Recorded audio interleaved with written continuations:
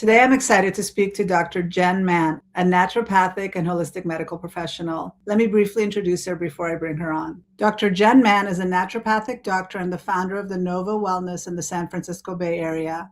Inspired by her own journey through chronic fatigue, anxiety, and other unresolved health challenges, despite being told her labs were normal, she turned to holistic medicine and discovered the root causes of her symptoms, including Hashimoto's, hypothyroidism, and endometriosis.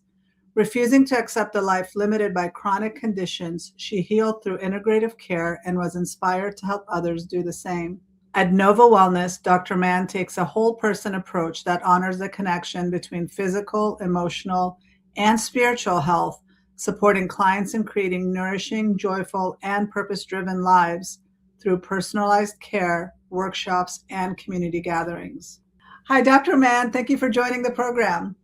Oh, thanks for having me. So I'm excited to talk to you. You're a naturopathic doctor. So before we get started, I know I just briefly introduced you.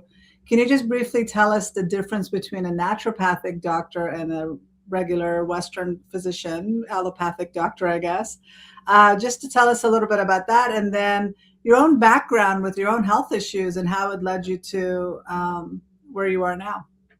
Yeah, great question. I mean, for me, my personal journey, and I also didn't know, what's a naturopath, what's a conventional doctor. When I went into it, I just knew I wanted to practice medicine. I wanted to be helping people, and I was looking around at all different types of medicine. And then my friend invited me to go to an open house at a naturopathic doctor's school while I was applying to regular medical school.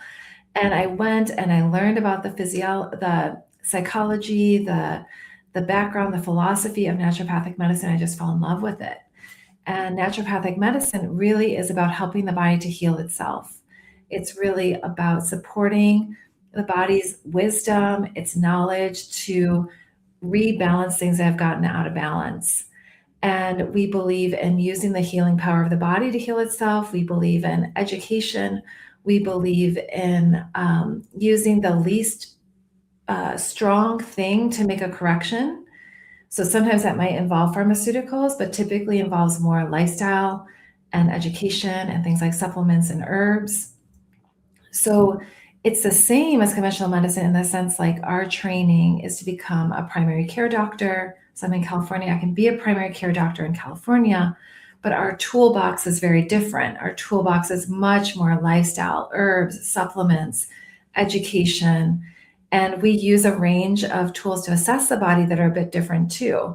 So in conventional medicine, you're going to get regular labs with kind of standardized lab values that are really mostly for hospitals and to detect very severe aspects of illness. In naturopathic medicine, we can use other testing that can look more nuanced at what's going on and really look more at like imbalances and bringing true health. So a lot of the same origin, like it's Western medicine, we use the same model of the body, we use physiology and biochemistry, but a really different tool set. And I think a really different assumption about what the body can do and how it's made to heal. And your own health issues led you to looking at alternative ways of healing yourself. And I know I have a similar story to how I ended up becoming more of a holistic mental health provider. Can you share a little bit about what you were going through and why was it that the labs that were considered normal weren't?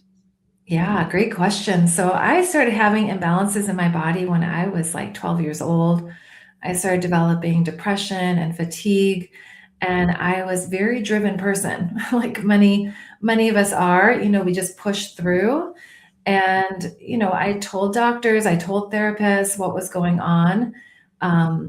They told me I was depressed, put me on antidepressants, and I think that happens to a lot of especially young women is instead of looking a bit deeper at physiology or things that could be causing it, it's assumed that you're depressed, go to therapy, be on an antidepressant. And really, the more people told me that things were normal, like I had gone to the doctor with severe abdominal pain that I was getting about once a month when I was running. And I was told that that's just normal. It's normal to be doubled over in pain like that. And so a lot of things I was told was just normal and I just had to live with it, or I just had to work on my own psychology. And I think I normalized that for myself. And then underneath that, though, something was driving me into like, no, it doesn't have to be this bad. You shouldn't have to take 1 minute naps every couple hours to try to get through your day. I don't have to live this depressed. And that really kept driving me, that inner knowing that something could be different really drove me to keep seeking out alternatives and turning away from conventional medicine. I ended up getting diagnosed with Hashimoto's, which is an autoimmune thyroid condition. And in that, the range for thyroid, for example, is very broad, healthy thyroid function. So a lot of hypothyroidism gets missed unless you have a doctor that's looking at the more functional range, the more optimal range, which is rare to find in conventional medicine. Yeah, it's amazing how so many things are normalized, or there's a pill that's associated with that ill, if you may.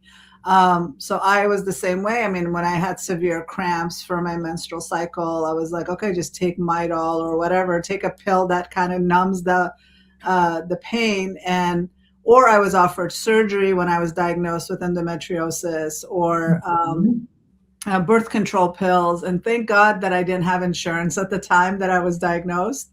So I couldn't afford the surgery. So I had to look for alternative ways to heal myself. And that's how I got on the path of trying acupuncture, trying herbs, trying to supplement, changing my lifestyle, changing my diet.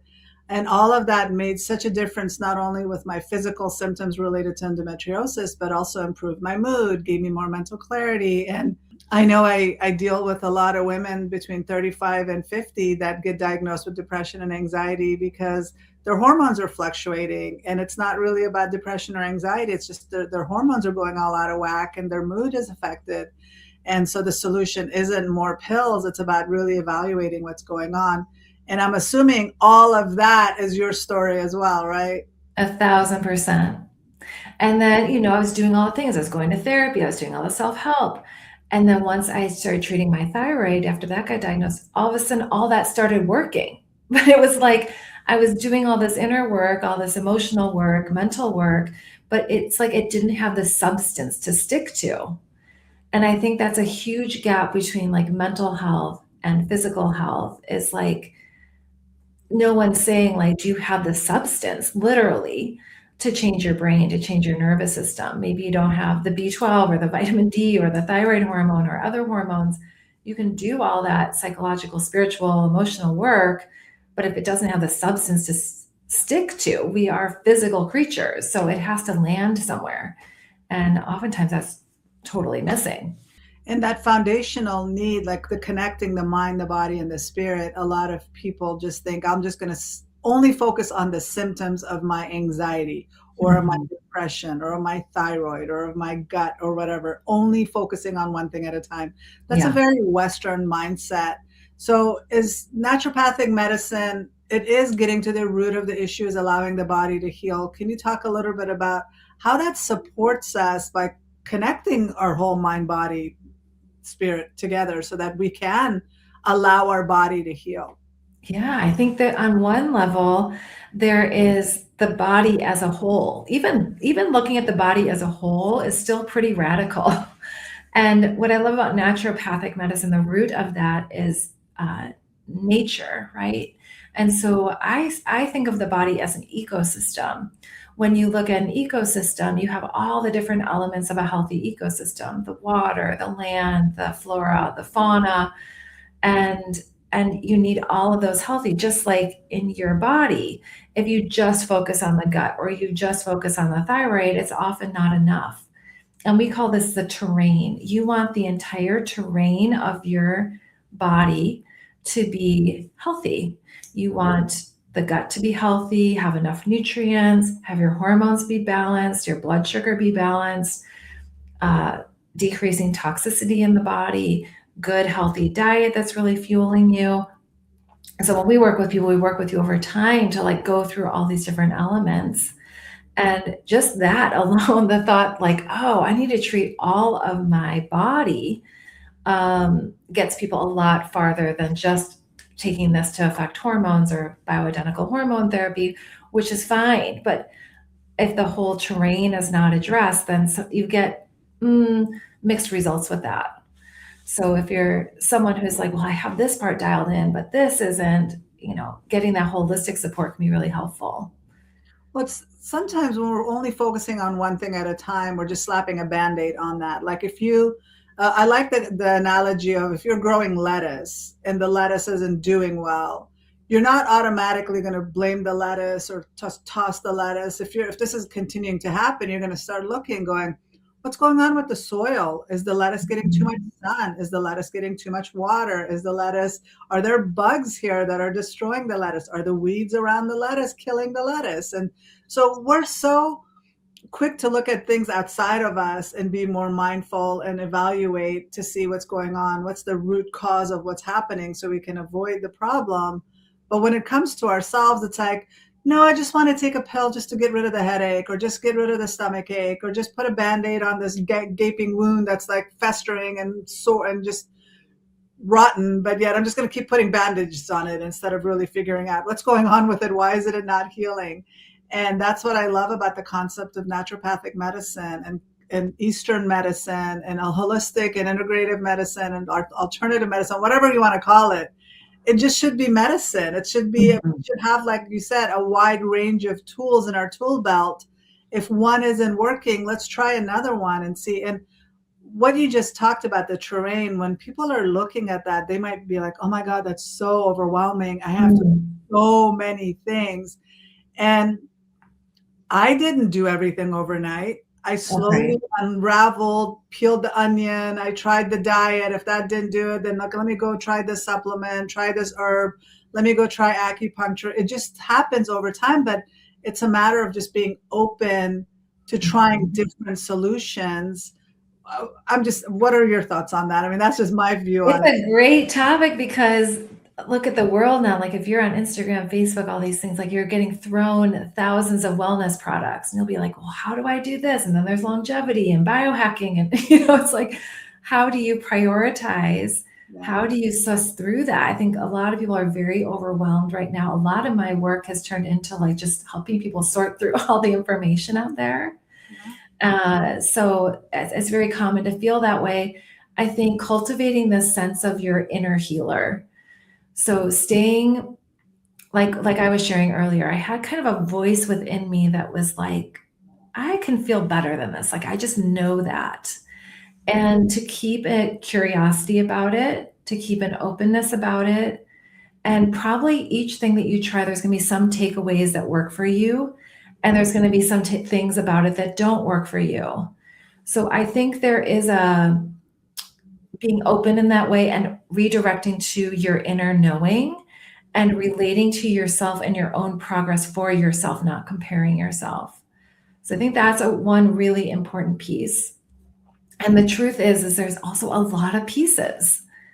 And to get help from, a naturopath or a coach or, whoever you want to partner with at that time to help take you through the steps in bite-sized pieces, because there really is wisdom to how the body heals.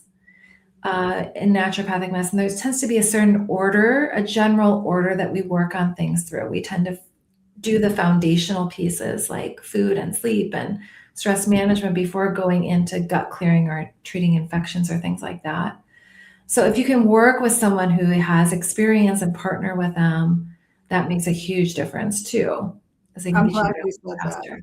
Yeah, I'm so glad you said that. I like the concept of if you want to go faster, go with a master. I mean, obviously, I didn't do it by myself, but back when I was 20 years ago, when I was trying to figure all this out, this wasn't a common concept that was talked about. So I had to do my research, and I didn't have access to the internet the way we have now. We didn't have all the influencers telling us what to do. So I did do the research, and I did, a lot of my doctors weren't happy with me. They were just like, you're not doing things right, because I was like, no, I'm going to try acupuncture instead, or I'm not going to have surgery right now. But find people that know what they're doing and they've been there, invest in your health. I was lucky enough and fortunate enough to find the right books. But now there's so many, like you said, coaches, naturopathic doctors, so many clinics that are doing amazing work like yours. reach out and invest in yourself. And sometimes maybe insurance isn't covering it. I don't know if it's Mhm. covering it for you, but in a lot of cases it doesn't.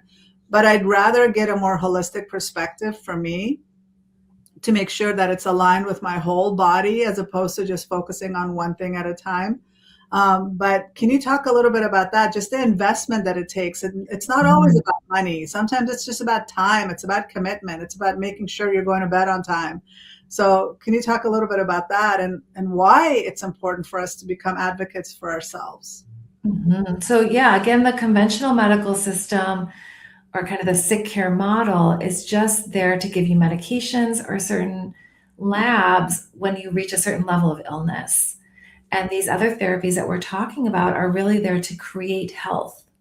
And the creation of health does take time. And I mean, for me, it was a 30-year journey really before I broke through completely on not having illness in my body anymore. So as a mentor, I'm trying to move people through that process in a year or two or three. Um, but it is something that requires you taking things into your own hands. And with that, I think there's this, for a lot of people, this aspect of like, am I deserving of that? I can give myself the health insurance that my employer pays for example. Maybe you feel adequate to do that. But this idea of like wanting to heal and then being deserving of your healing, of knowing that you're worthy of feeling as good as possible, sometimes there's some inner work to do there. I believe everyone is here to live into their potential, to lead the biggest, most loving, present life possible. And the year before I fully broke through, I think I spent $50,000 on my care that year. I was just getting so desperate and was willing to do anything. And I don't regret investing that much at all. It certainly doesn't have to cost that much for anyone, but there was mm, I want this bad. I think my life is worth this much. And that's something we talk to people about. And that worthiness piece comes up lots of different places through the journey. Like, I'm worthy of eating this great food. I'm worthy of getting this care. And you are. This is your life, your precious life. No one can be you. You are unique and individual. And um, living into that, I think, is the greatest gift for you and the world. And from my patients, I tell them if you can't afford to do the extensive lab testing or invest in a coach or whatever, do the bare minimum of focusing on improving your diet, focusing on Mhm. changing your sleep patterns, doing an inventory of what am I doing? Like, why am I not feeling good? Am I going outside enough? Am I exercising? Am I Mhm. making the right food decisions? And I know there's so much confusion right now with what to eat. I mean, every other day there's some new thing that we're supposed to be doing. And like you mentioned with Instagram and everything, it can be very overwhelming with what we're supposed to do. But I like to just say, start with the basics. Just change your lifestyle. That's free. You don't need me. You don't need to pay me to do that. Just start improving your lifestyles. Go out and exercise. Go and drink clean water. Focus only on water. Cut out the sugary drinks. Cut out the sugary foods. Start with a savory breakfast. All of these things are free. Sleep. Mhm. Basic things. Exercise, movement, meditation. Yep. It's 80% of it is lifestyle. Yeah, and that makes such a big difference. But people want to just have somebody fix them quickly and they don't want to do the work. And it does seem overwhelming. But when I prioritize my mental and physical health 24 hours a day, it's such a part of my system that it's not extra work. I have a bedtime routine. I go to bed at a certain time. I turn off all electronics an hour before I go to bed. I have a very slow morning. I eat a certain way for breakfast, and just making sure I get out and exercise. This morning, I was making sure I got a lot of light on my forehead just to, or sun my eyes, just so that I can get out there and feel grounded and feel Mhm. um, being outside, not for the sake of exercise, but just starting off my day just very slow, very intentional. Mhm. That helps me for the rest of my day, and it really makes a difference. None of that costs money, but it does cost some time and some commitment, and all of us are capable of that. And I hear you building it into your life in a way that's very sustainable, enjoyable, integrated, as opposed to like doing a fad diet for 30 days and then it all falls apart. You know, it's Yeah. when you can make it part of your lifestyle like that, then you're really building health over time too. And also, as we get older, we can't get away with a lot of things that we did before, No. right? Now I can't have anything caffeinated after 10 o'clock because it'll keep me up all night. I can't have sugary foods and uh, dessert and sodas or whatever at night because I'll be up all night and I don't want that. I don't want to risk my sleep. So what you got away with in your 20s, possibly 30s, you're not going to get away with in your 40s, 50s. So you're forced to make that pivot and change, right? Oh, I think if you're listening, you'll be forced at some point. Yeah, the body's always trying to. I think that's a big thing too. Is your body is being your friend. It's in sending you signals of pain or fatigue or night sweats or insomnia. It's trying to redirect you to balance. And so if you keep not listening, it will bring you to your knees at some point. I think it's better to listen sooner than later. Which will be way more costly when you're brought to Mhm. your knees than if you do the investment of time and money now Mhm. to help yourself. If you're do a lab test, I love lab tests that just check your vitamin D levels, your iron levels, just if are there nutritional deficiencies going on with you? Are there hormonal imbalances? Invest in that at least just so that you can get an idea of what's going on with you and then focus on healing that part. If you're deficient in vitamin D, which most of us are now because we don't go outside the way we used to, and if we go outside, especially as women, we need to have like what 70% of our body exposed to the sun for 20 minutes. I mean, how many of us are going to do that? We're not men. We can run with our shirts off. So a lot of us are vitamin D deficient. A lot of us are magnesium deficient. And so once we figure that out and address that, we could see improvement in our health. Yeah, that's the next, like after we work with people on the foundations of food, sleep, stress management, reducing toxin exposure, the pieces you were talking about that are just accessible to anyone. The next level is like your nutrient status, Yeah. vitamin D, B12, iron, making sure you have the building blocks. If you're building that, that's, like I said, 80% of it is getting Yeah. that in there and doing it over time consistently, not perfectly, but over time, good enough over many years. Then you're also feeling better, but you're preventing stuff from coming in later years too. But also, I feel like if you invest in your health in your 20s and 30s, which I am, as awful as that period was when I got diagnosed with endometriosis, Mhm. I'm so grateful that it completely helped me pivot. I mean, I was a college student living a college student lifestyle. I was eating a lot of junk food. I was a horrible vegetarian. I was eating a lot of sugary foods. And um, my body at 26 said, okay, no more. You're in pain and you might need surgery. And so that forced me to change my lifestyle, start eating healthy, start focusing on sleep, not staying up all night, not, but it really helped me with my transition into my 30s, 40s, and 50s. Mm. So that it wasn't such a shock to my system. What's happening to a lot of women that I deal with is they keep burning the candle at both ends until they're in their 40s. Most of them get hit, they hit a wall in their 40s, right? Is that what you're Yeah. noticing too? Yep. 100%. It's like that lifestyle catches up to them in their 40s. And then they're like, oh my God, what am I supposed to do? What is this? It may or may not be perimenopause. It might be adrenal fatigue. It might be something else. Do you want to talk about what happens to us during that time? Yeah, it's a fascinating time. I was taught, you get your period when you're a teen, and then you stop, and that's menopause. And in the middle is like the same. That's how I thought it went. And as I started practicing medicine and obviously my own body, I realized, oh, there's so many phases that the female body goes through with hormones. There's phases in our 20s, early 30s, late 30s, 40s. And it's really this like progression the whole time. And then if you get pregnant and have postpartum in there, that's all other phases, breastfeeding, So it's not as I just thought it was more cut and dry, and there's so much nuance as you go through the menstruating years. And I think the 40s is this especially kind of I'd say a little bit precarious time because the hormones are shifting again a lot. What tends to happen in our 40s as progesterone starts to decrease and estrogen starts fluctuating a lot.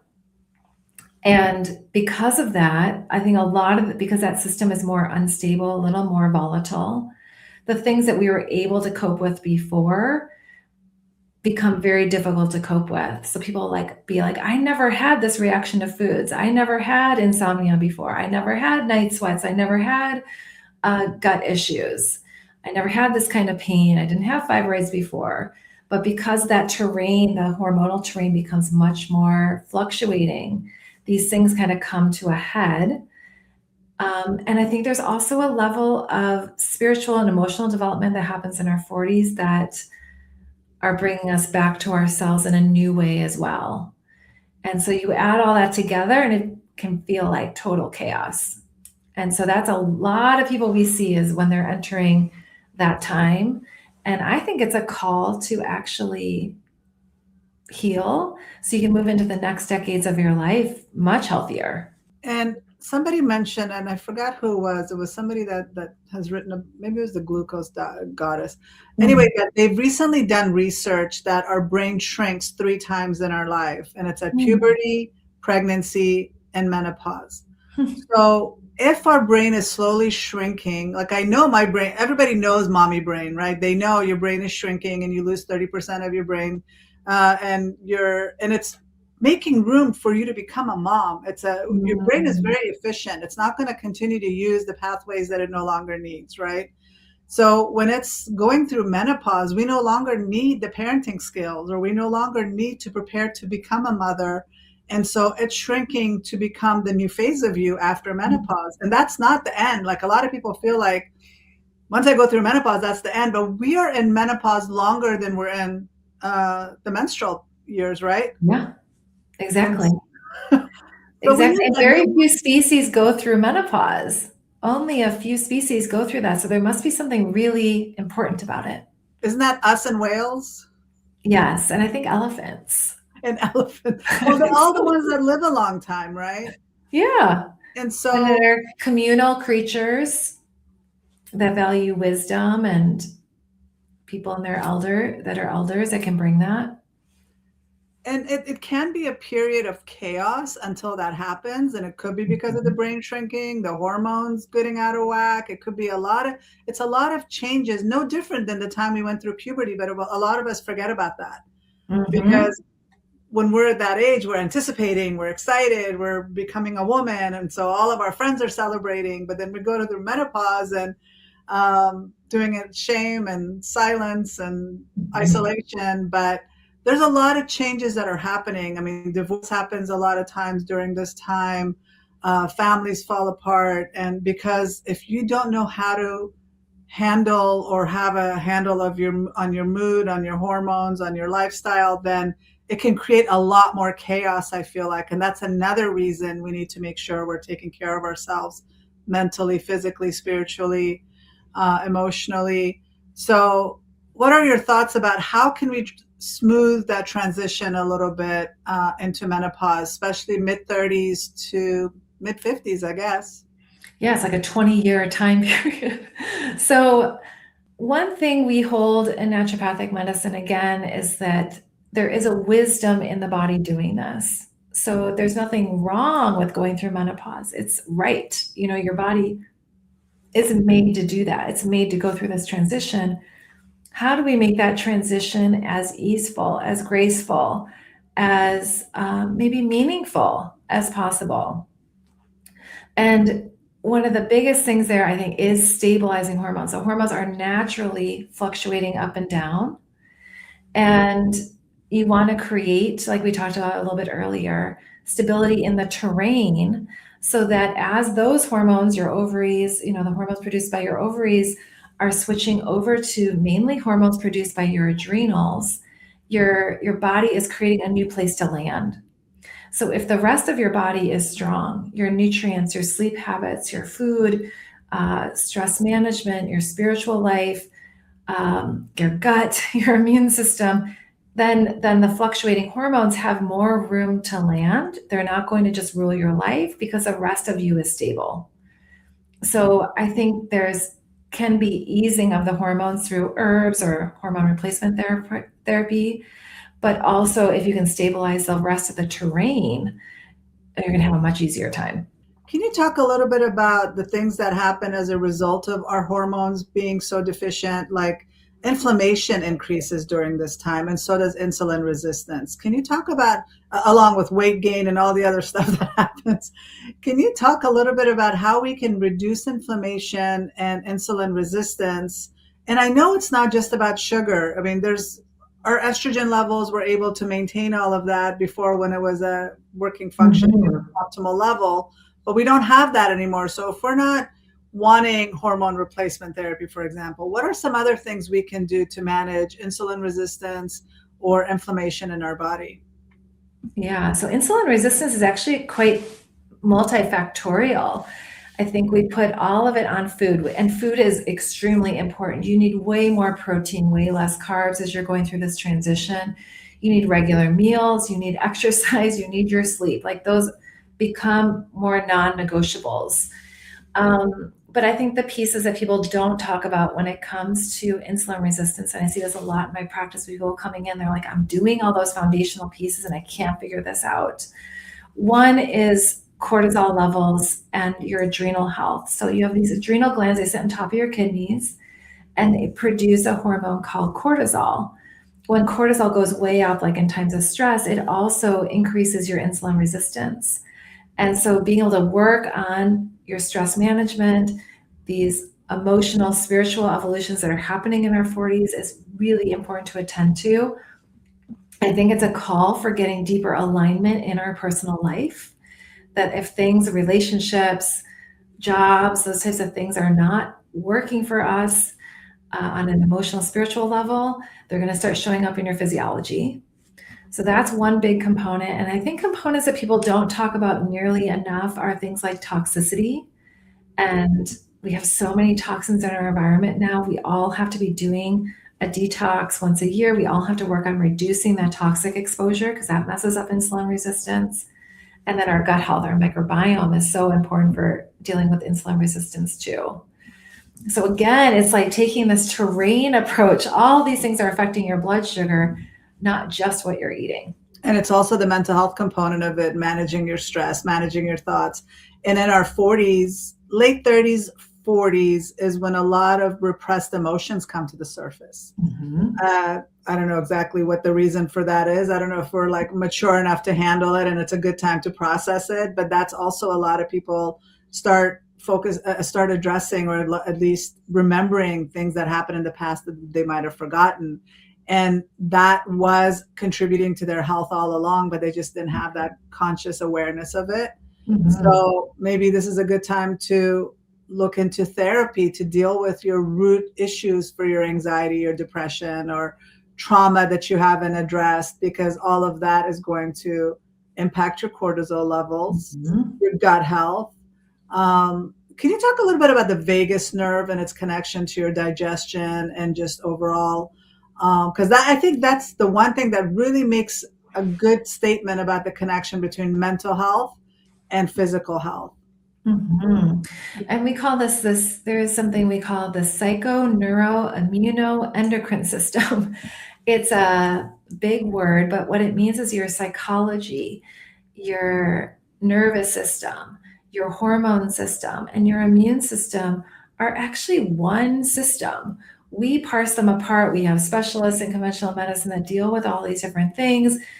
But the truth is, like, it's one system. So meaning your psychology is affecting your hormone system. It's affecting your nervous system. It's affecting your immune system. And I think that's cool. I think it's really cool because it means that you can come at working on imbalances in so many different ways.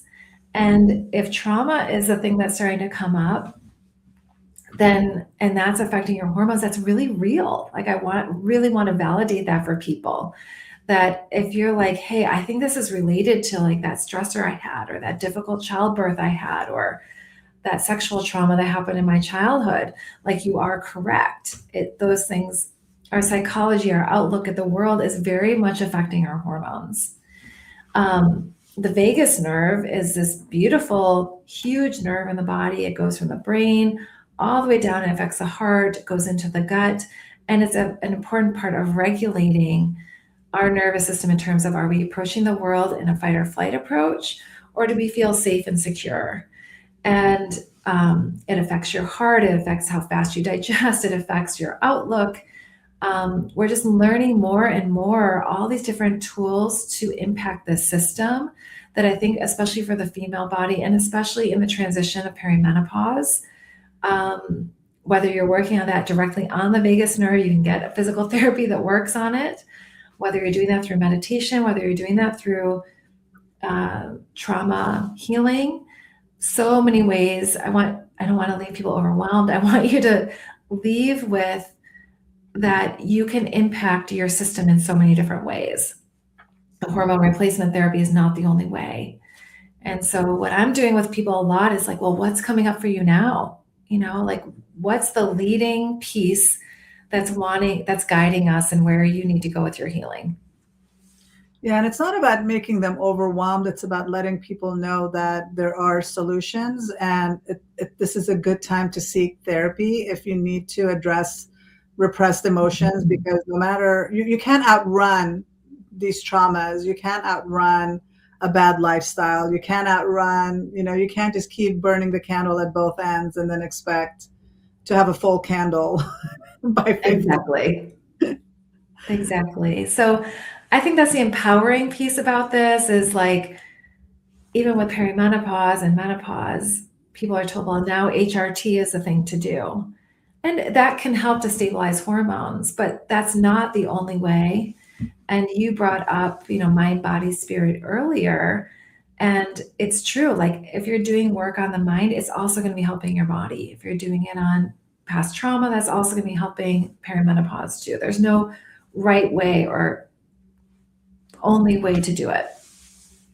And just trusting that your body is so wise and so amazing. I mean, just the fact that I always talk about the placebo effect, that it can take a sugar pill and turn it into exactly what you need to heal.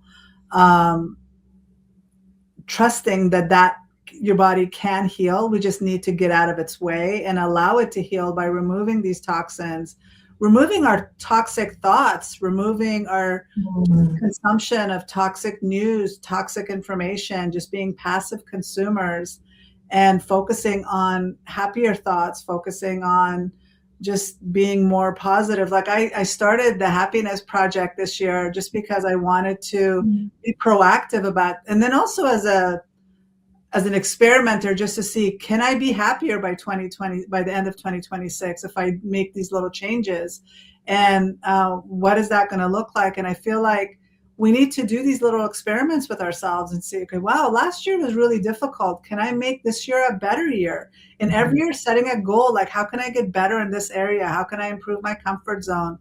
How can I make these small little changes? Maybe start eating more salads and reduce the sugar that you're eating this year. And then next year you add more I don't know. I mean, I would hope it wouldn't take a year to do these things, but just set little goals for yourself to be better every month. Do something new, learn something new, try to focus on something different. Like, this month's theme for the Happiness Project is all about your relationship with yourself, with others, and with your faith, God. So addressing the mind, body, relationships with others, our spirituality, all of that, just to see if that's going to, making these little changes can improve our mental and physical health. It's beautiful. And to do it with an attitude like you're suggesting, of self-love, of curiosity, of creativity, of community, versus just hating our bodies or hating ourselves for feeling this way, can we use as an opportunity to love ourselves and create more for ourselves and for our community. I think that's where the sustainability in a health journey comes from, is when you can bring that level of attitude to it.